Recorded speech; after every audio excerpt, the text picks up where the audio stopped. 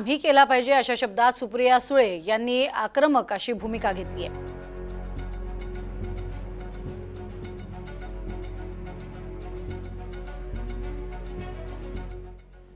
सगळ्यात मोठं डेफॉर्मेशन हे भारतीय जनता पक्षाच्या विरोधात मी करायला पाहिजे। डर्टी डझन तुम्हीच लिंक करा ना, मग मी पण उद्या कोर्टात जाऊ का की डर्टी डझनला आत्ता तुम्ही शेक हँड करताय डर्टी डझनला, मग डर्टी डझन ईडी मध्ये करप्ट आहेत का नाही आहेत, भ्रष्टाचार झाला का नाही झाला, ह्या सगळ्याची उत्तरं भारतीय जनता पक्षाला द्यावी लागतील। कारण का सगळ्यात जास्त आरोप भारतीय जनता पक्ष करतं, मग रोज आम्ही पण डिफेमेशन करतो।